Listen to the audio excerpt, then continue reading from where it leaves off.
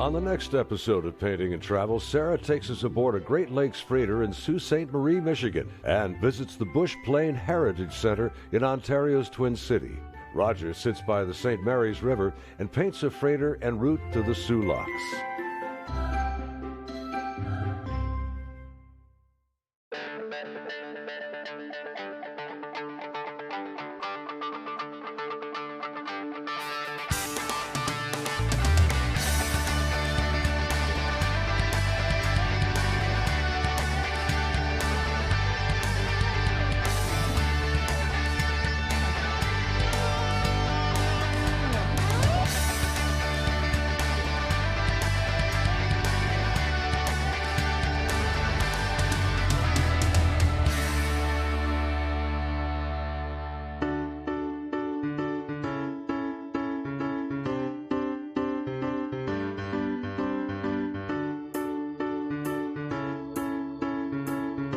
Here on the Upper Peninsula of Michigan in Sault Ste. Marie, you can walk right up to the edge of the St. Mary's River and watch a massive Great Lakes freighter pass through the Soo Locks.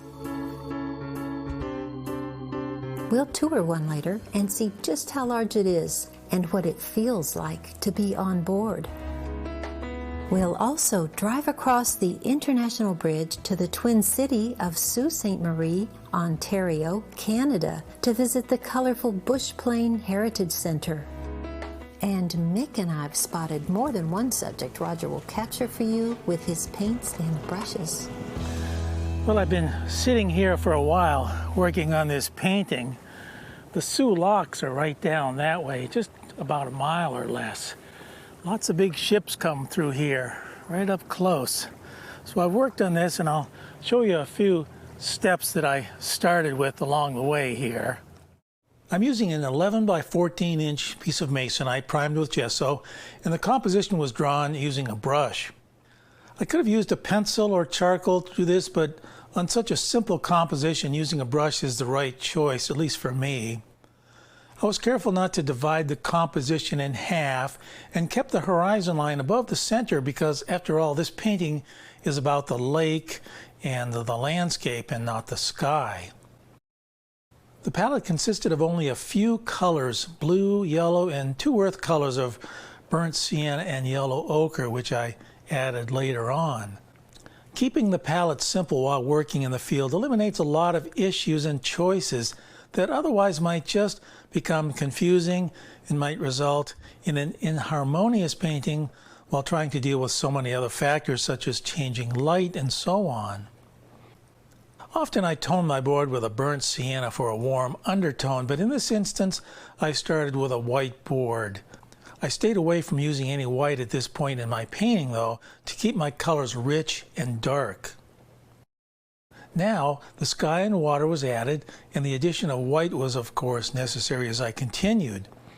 The main goal here is to block in the large shapes and masses and not get hung up in any details. These large shapes are the foundation of the painting and easily changed at this stage if necessary. Any detail too early on would not only be unnecessary, but a deterrent if later on in the painting detailed areas needed to be changed. You know, right now I see some waves splashing up against these rocks. A boat just went by, so I may put a little bit of that in there. I hadn't seen that until now. Also, there's a small ferry boat over here that runs every half hour or so. So I just placed this ferry boat in here, just with a few colors and values.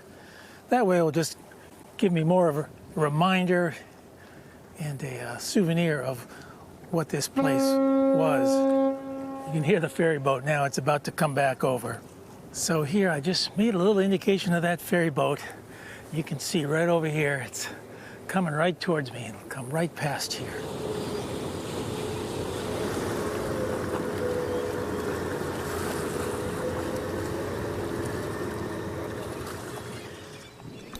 Now within those large shapes, smaller refinements were begun, keeping in mind that whatever I put within those larger shapes could not be broken up to such a degree as to destroy the large shapes.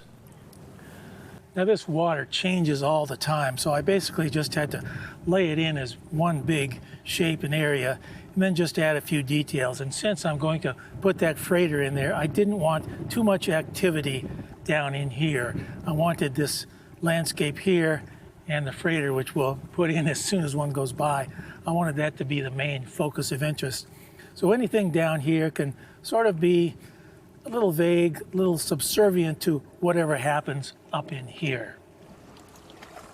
Further refinements are made to the water and areas of the trees and rocks along that shoreline. And the distant background was kept soft along the horizon and painted with a cool blue to give that area a sense of distance. A few negative areas or sky holes were placed in the trees to give them a more lacy feeling. And finally, small details were added, such as the road and the fence near the shoreline, and a few lights and darks were placed on the rocks, especially in the foreground, mainly to bring them into sharper focus. Now that I've completed it this far, what I'm doing is I'm waiting for one of the Great Lakes freighters to come by so I can place that ship right in here. A few of them have gone by already, but I didn't get a chance to put one in there. So the next time one goes by, we'll quickly lay that in there with a few tones and colors, and that should finish this little painting. Now it's been sort of chilly up here, and it's been quite windy. So these paints have dried very fast. These are acrylics, and they dry really fast, especially in the wind, but I always carry this little atomizer with me, and that helps to keep those paints wet for just a few more minutes. So that's always a help.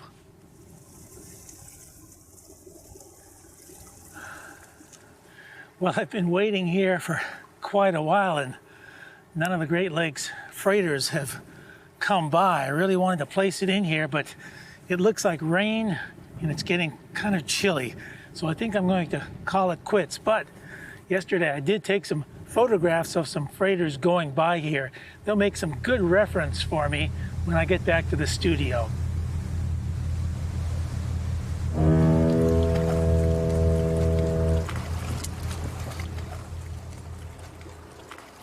All right, I'll put that freighter in here now. And I've chosen one that has the pilot house up front. But we'll start with the hull. This is basically just burnt sienna on here. I took a number of reference photographs while I was here of these different ships, and I like this one. Just has a little bit of that white contrast up there. I think will be nice. Let's take my pure white. I only have a few colors down here. I don't need too many. And I'll just add that white right across there. One more little stripe there. And in the back we have some more structure there. I'm not sure what all that is. Different cranes and things. The acrylics don't cover all that well sometimes, so I'm going to hit this one more time. Load that brush up. Just lay that on there quite thick. This side of the hull is a little darker, so I'll add some burnt umber and ultramarine blue to that. And I'll take that same dark color. We'll add a few of the antennas and radar, superstructure, that sort of thing up here. Smokestack back there. This is just suggested, so I don't need too much detail at all here, but enough to describe it well enough. And I'll put a hint of a few little windows right across the top there. I'm going to spray my board lightly with my atomizer. Take my burnt sienna, a little bit of this blue, and we'll just make a little reflection right under this ship. And what I do is I pull this straight down with my brush, wash the brush out, dry it off, and then with strokes going horizontally, I just cut through that very lightly to make that reflection. Now we do have some waves in the back, so take my white and just add a hint of white waves trailing on this ship. Now I don't want to get too detailed with this, otherwise it won't relate to the rest of the painting. So just with one more stroke of cadmium red, just going to add one little touch of bright color on there. I was thinking of making a larger painting of this, but this particular piece satisfies me. And while we were up there, we saw a number of Canadian geese. So I'm going to start another painting here of the Canadian geese. It was an interesting composition because we just had the goose there and the ship was in the background, which made a nice red color. I've toned this board to begin with here, and this is acrylics and it's dry. So I'll put this up here and in a minute we'll start the painting of this Canadian goose. Watching the freighters go by is interesting and fun. The ships are so close you could almost reach out and touch one. You can certainly see people waving to you. The Soo Locks consists of 2 canals and 4 locks. It's one of the busiest lock systems in the world and connects Lake Superior with the Lakes Michigan and Huron via the St. Mary's River. After you watch the freighters go by for a while, you begin to wish you could get on board one and look around. The Valley Camp is just such a ship. This 1917 coal-fired, steam-powered freighter is a huge Great Lakes Maritime Museum that you can board for a minimal fee. And you'll get to see the pilot house, galley, cabins, captain's quarters, and dining area, plus many historical displays. The Valley Camp once housed a crew of 29, including officers, oilers, and coal passers. Walking on the lowest level, you get the feel for just how much cargo, such as grain or coal or iron ore, will fit in here. The museum also houses 2 lifeboats recovered from the famous wreck of the SS Edmund Fitzgerald. Gordon Lightfoot wrote a ballad about the momentous event. The Fitzgerald was carrying a cargo of ore pellets, leaving from near Duluth, headed to steel mills in Detroit. The Great Lakes freighter sank in Lake Superior during a severe storm in November of 1975. The entire crew of 29 was lost. This tragic sinking led to changes in Great Lakes shipping regulations. Among the displays were informative plaques, historical pictures, and handsome models highlighted by artfully painted murals.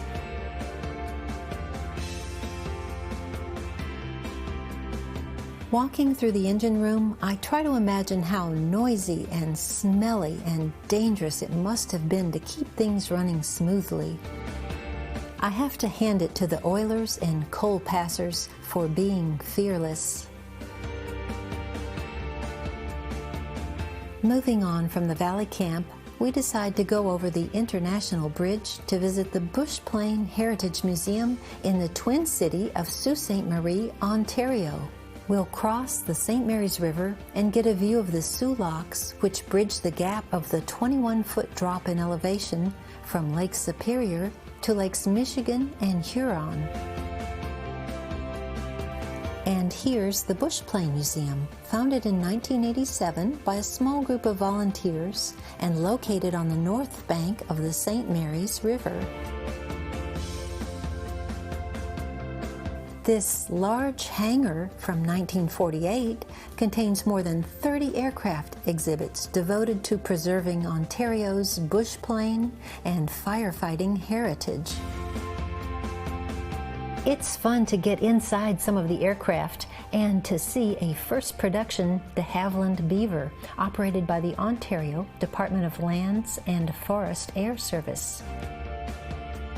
The center is staffed by friendly volunteers who have mechanical knowledge and a passion for flying the rugged bush plane.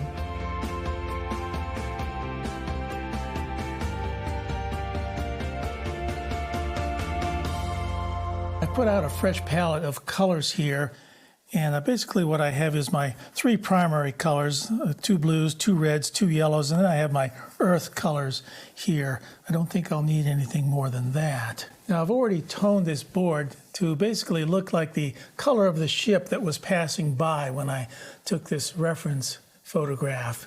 But I'm going to weather this background, and then after that we'll start painting on the bird.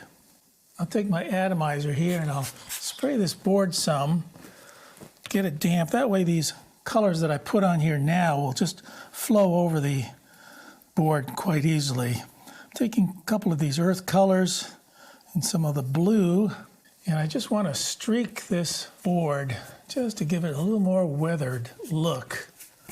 Now right up here is the neck of the bird, and there's a lot of nice contrast around the neck of that bird, so I want that area to be a little bit darker just to bring out that nice contrast. I'll take my brush and dry it off, and then just with a very light touch I'm going to drag some of these paints down slightly just to get rid of those brush marks. And while this is still wet, I'll take my brown and I'm going to splatter a few drops on here just to give it some more texture. Now I don't see too much of that in the actual ship that was passing by, but I do want to give it that rusty look. Now one thing I don't want to do in this painting is have these spots of paint look like splattered spots of paint. So that's why this water and so on will soften this effect, so it will give the effect of rust and not just splattered paint, which I don't want. All right, it's been a few minutes and this is dry now, so I'll begin painting the goose, and I'm going to start with my darks. Take my burnt umber, ultramarine blue, and begin with this neck right here. Now my drawing has all but disappeared, but I can see it just enough through this background color. And it goes right around his neck here. These are really beautiful birds. They're quite large too when you get up close to them. But these are just the areas that I'm blocking in to get really the basic outline done here. This is a white area right in here, but we'll just continue on with the darks for right now. And we get some very dark feathers back here. I might as well put those in as long as I've got this dark on my brush. And its tail right back here. It's not too much dark on the bird, just a little bit here and there. We do have the dark feet. I might as well put those feet in now too. So I'll just finish up with my darks. All right, I'll put in the body of the goose now. So I think it's basically a brown color. And I think I'll add my cerulean blue to that because it does look parts of it do look cool and parts of it look very warm. So I'll mix up a little bit of each of these here. And I'll just start out and see if this is the right color and the right value. We'll just lay this in here right now, kind of lightly. And I'm painting this on fairly thin, and some of this warm color will actually show through here on the finished painting. Now what's really going to make this painting come alive is the white here under his neck and on his head, and some under here as well. Let's put that on next. So what I've done is I've gone from my darks to my middle tones, and then I'm going to put in my lights. So I'll take titanium white and a touch of yellow ochre. I don't want that to be pure white. I may use some pure white later on for some accents and highlights. But right now, I'll just make this a warm color with the titanium white and yellow ochre. Now you can see why I wanted this darker right down in here, because I wanted this nice strong contrast in this area between the darks and the lights. And that's why I made this slightly darker in this area when I put the background tone on. You have this same beautiful white stripe up by its head. And then under its backside here, I'm going to take some blue and mix with that white because this is in shadow, so I don't want that to stand out as much. I just want to have these big sort of basic shapes and colors and values established in the painting before I go into any details.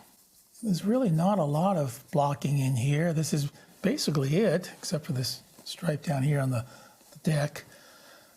So really what we have now is basically it's finished blocking in. So I can start here with the refinement of the details, which are the feathers and so on. Okay, we'll take the ultramarine blue, touch of white, and there's some nice cool areas on the head here and neck, and they're a bit cool looking because this is getting lit by the sky. So that's what makes that sort of a blue color. And I sprayed my board just to let this paint flow on easily. And by spraying that, it gives this brushwork a nice soft edge. All right, up here near the bill, I'm going to make this a little bit lighter as it comes around. I'll leave that little dark spot right there. That's where he breathes. Nostril. And with the lighter color, the yellow ochre and white, I'll just put a little bit of a highlight on this bill. And I'll drop down to the neck again, take my white, let me spray this one more time, and give this a second coat. I'm using fairly thick paint at this point. It's not real thick, but it's thicker than it was on the first go around. So I start with my real thin colors, and then I work up to thicker and thicker paints as I go. Move up to the head one more time. You see, this really didn't cover very well at all. It was so very thin. So now we'll take that thicker paint. Here we go. We'll put that in thicker, right in there. Contrast on this particular painting is so very important. The lights and darks are what's going to bring this piece to life. So I want to be sure that these particular areas right here are very light and very dark. Okay, let's move on down to the feathers some. And just with the edge of this brush, I'll just move this brush in the direction of the feathers themselves. And I'll just continue to bring these down like this. And this is really just a quick way. I'm not trying to paint each feather here. I'm just suggesting these feathers. All right, under his neck here, as it continues down the body, there's some reflected light from the ground coming up here. So this will give me some light areas reflecting on the underside of the goose. And I'm just flipping my brush up.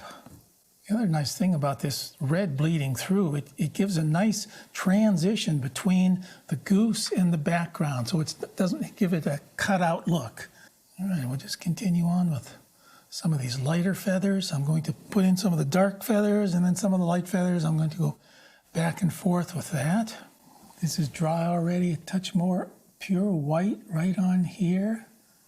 I want this area to be very opaque. Right in there.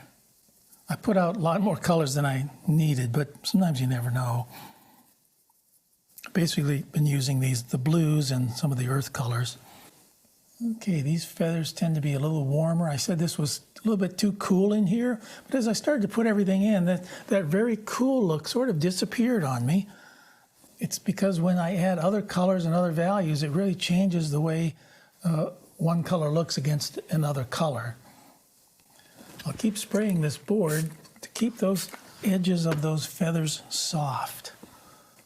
All right down here we have some longer feathers. I'll take my brush, just pull those down, lighten that slightly. Just pull those right down in one stroke. All right, let's go up to his eye. That's an important part of the painting. I'll take some gray here, and we'll make this little circle right around the eye. And with my dark color, my ultramarine blue and burnt umber, we'll make the pupil there very dark. Okay, we'll let that dry for a few moments. Well, I've neglected to put in this base down here, so I think maybe it's a good time to do that. Really, there's not much to this. It's just something for the bird to stand on. So I'll mix a gray color. I don't want this color at all to fight with the rest of the painting. So I'll take my little ruler here and just drag a straight line across there. And using this ruler just helps me keep this line straight. Paint that a solid color for now. All right, well, we've lost his feet.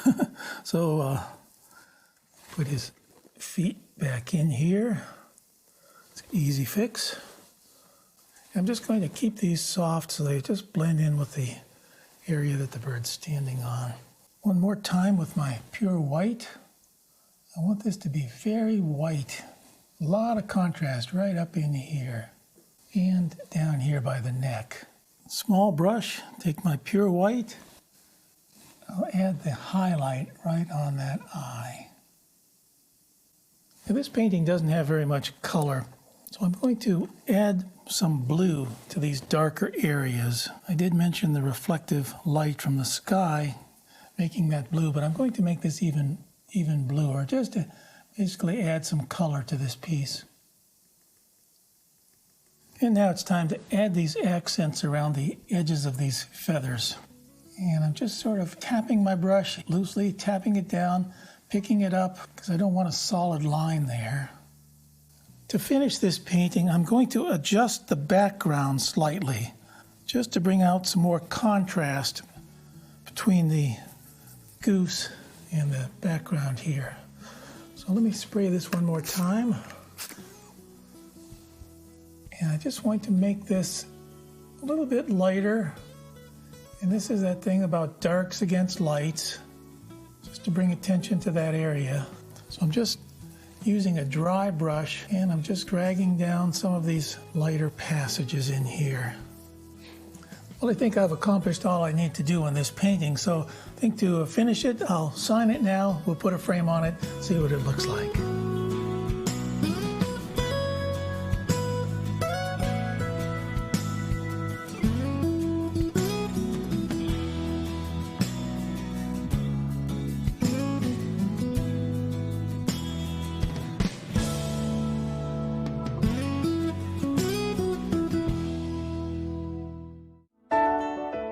For more information about painting and travel with Roger and Sarah Bansemer, visit paintingandtravel.com.